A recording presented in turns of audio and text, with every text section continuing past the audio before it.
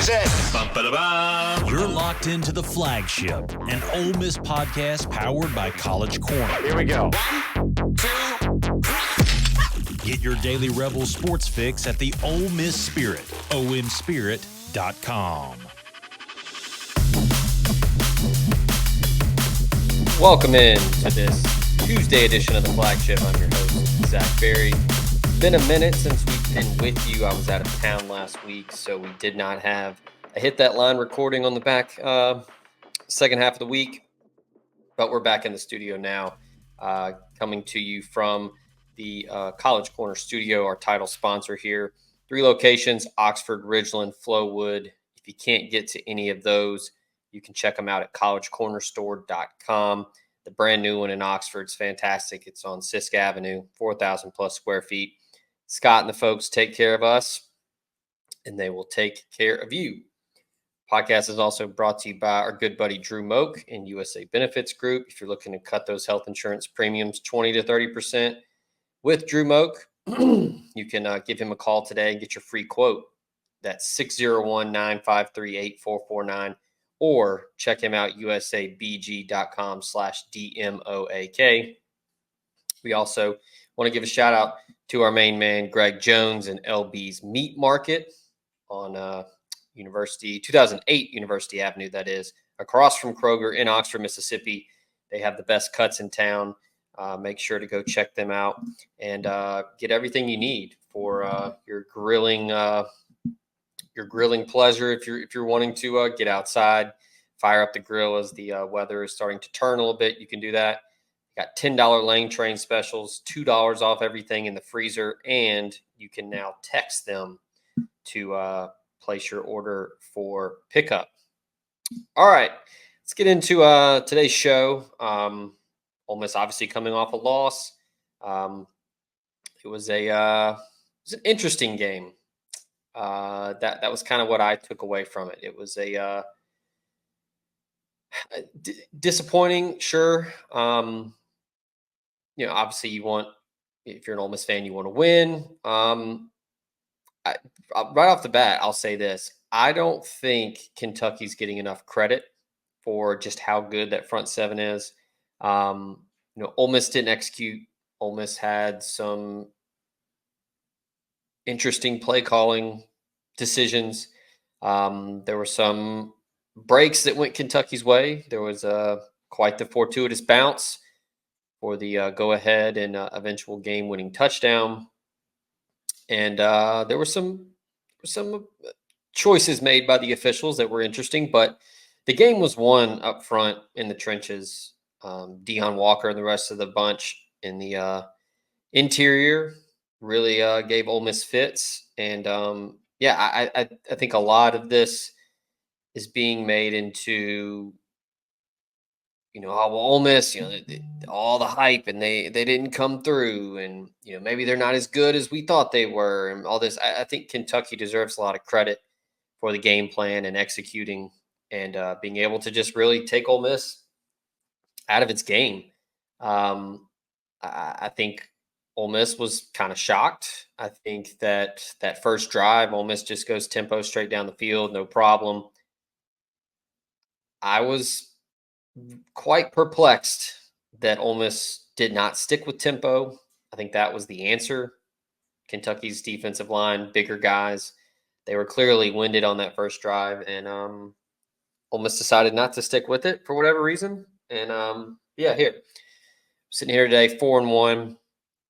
But here on the Flagship, we talk a lot of recruiting for the most part, and kind of the angle I'm going with today.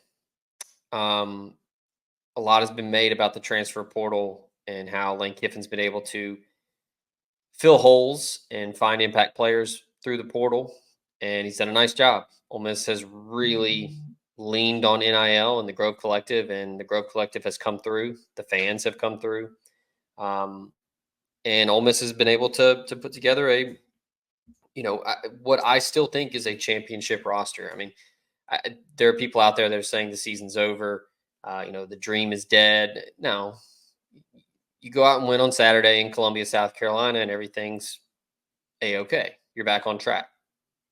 Then you go to Baton Rouge, take care of business in Baton Rouge. You get to the bye, you exhale a little bit, and then get ready for the home stretch. But yeah, I don't think this season's over. I think that was a lot of people were emotional Saturday. It was a weird game, stressful.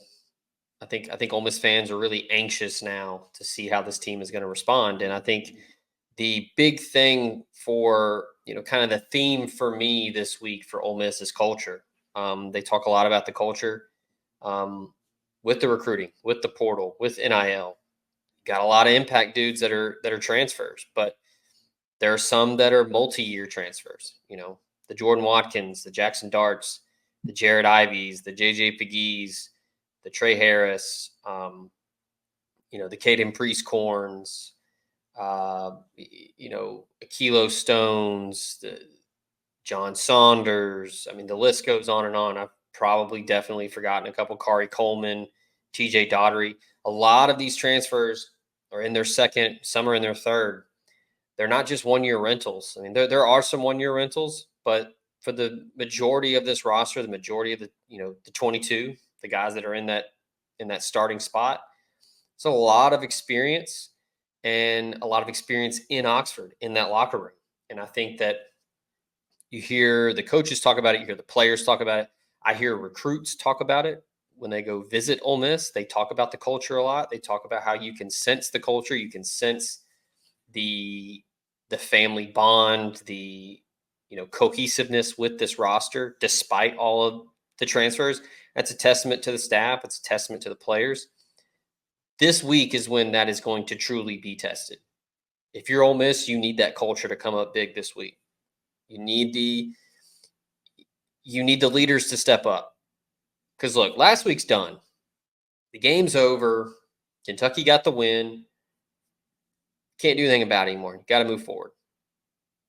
So that's where these leaders on the offense and the defense, special teams, whatever, have to step up.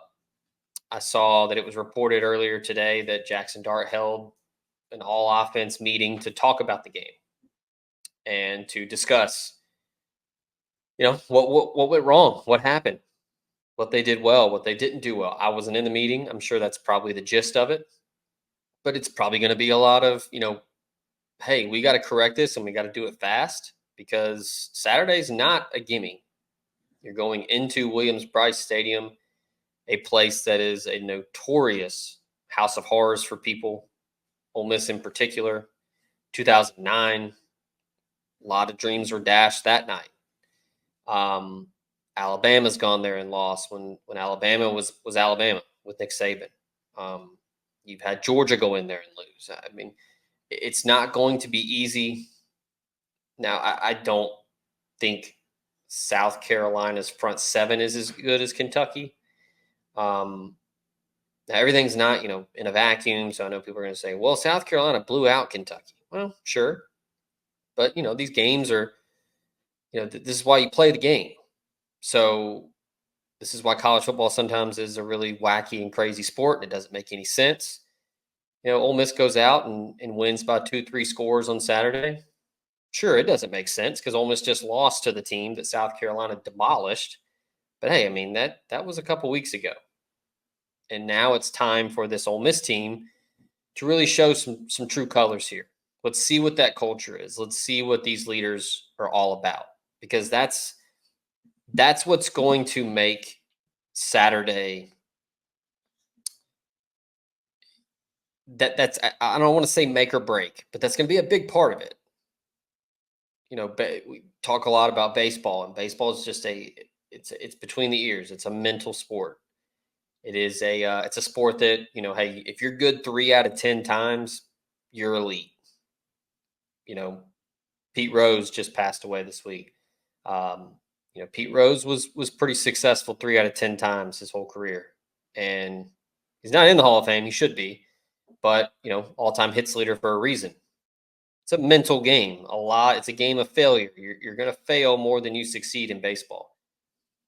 Football is more of an emotional sport, more physical, but there's still some mental capacity that is needed, that is imperative if you are going to be successful and you're going to be successful at a high level. And I think that's going to be what's going to really dictate how this game goes on Saturday at 3:30 local time kick. Um, how will Ole Miss be mentally? I I anticipate a very focused, um, maybe a little edge, maybe a little anger. Ole Miss is really geeked up to get back on the field and to really show, hey, that's not us.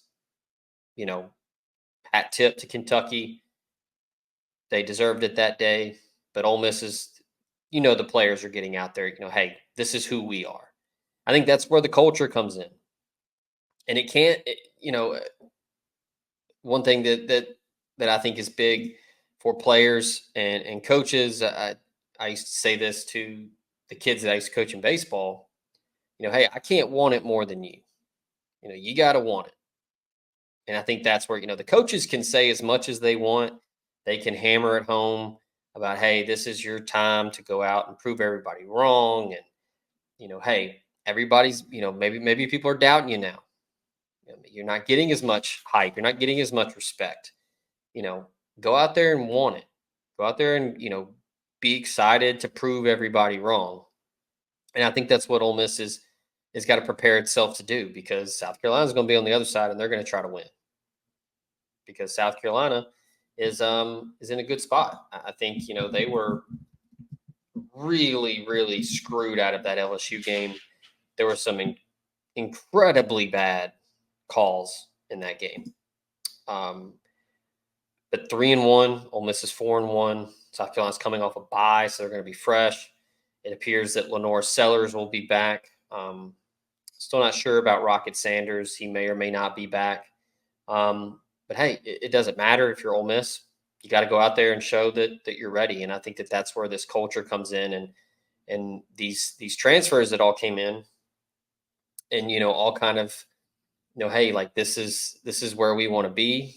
This is where we make a run. We're going to get to the college football playoff, and we're gonna make Ole Miss a true college football playoff contender for this year and beyond. With the field being at 12 right now, Ole Miss is more than capable of getting there, and I think that there are rumblings of the playoff expanding even more. And look, again, the season's not over, not by a long shot. I mean, Ole Miss could run the table and be perfectly fine at 11-1. You could run the table and lose to Georgia, and I think 10-2, you're still going to be okay. Especially if Kentucky ends up being 8-4, 9-3. That loss all of a sudden doesn't look so bad. But I think that you have to go out and take care of business.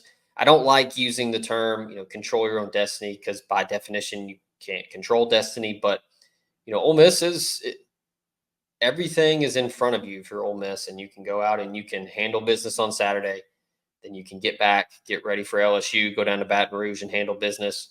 If that's what happens, if you're 6-1 at the bye week, that's about as good as you can get. I mean, obviously you'd like to be 7-0, but 6-1 heading into the bye, get healthy, and go from there.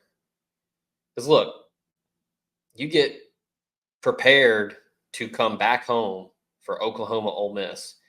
If you're 6-1, people are going to forget about that Kentucky game really fast. People are going to be amped up to come back for that Ole Miss Oklahoma game. And they're going to be geeked to see a 6-1 Ole Miss team trying to get to 7-1. And then you go to Arkansas, and then you have the big one against Georgia. So it's not like the season's over. I think that's where this Ole Miss team is going to truly have an opportunity to showcase the culture and to show, hey, we've got some resiliency on this team. We're going to respond in a big way. And Saturday is going to be a great opportunity to do it. 3:30 afternoon slot. Everybody will be watching. I think a lot of people are going to be tuned in, because a lot of people are going to want to see, how's this Ole Miss team respond? Let's see what happens. Everybody's perfectly fine when you're winning, when you're scoring 76, when you're scoring 52, when you're hanging 40, 50 points on people. it's easy to be high when that's going on. How are you going to be when you get knocked down? The Rocky quote. You know, you know, it's how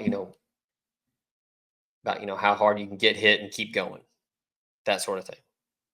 So Ole Miss got punched in the mouth by Kentucky.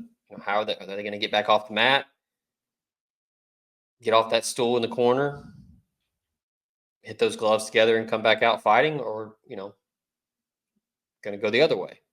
I think that the culture around this team, around the leaders, people have always said, or they haven't always said, but a lot of people are saying, oh, you can't do it with the portal. You can't do it all with the portal. You can't get this many transfers and win. Ole Miss did it last year, won 11 games for the first time, beat a really good Penn State team in the Peach Bowl. Now it's time to prove it again, prove people wrong, and let's see what kind of culture and what kind of mindset Ole Miss will be in on Saturday. And I think that this Ole Miss team will be ready. I think that the leaders in that locker room with JJ Pegues, Jared Ivey, Jackson Dart, somebody like Micah Pettis, that offensive line's got to be, outside of Jackson Dart, that offensive line is probably going to be first in line to get out of that tunnel Saturday, because they want to get that taste out of their mouth. They were embarrassed on Saturday. And again, credit to Kentucky, because they whipped them. They absolutely whipped them. They dominated. But you gotta get back up, and you got to get out there, and you have to want to prove people wrong. You have to want to go take it. I think that's important. Saturday, you got to get out there early, jump on South Carolina early, set the tone, take the crowd out of it early. Just stick to who you are. I think that was part of Saturday. Ole Miss kind of stopped doing what they're good at.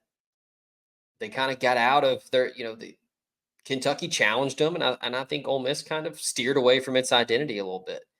And I think that ended up, biting them in the ass. I think Saturday you got to get back to doing what you do best and stick to it. And I think the rest will take care of itself.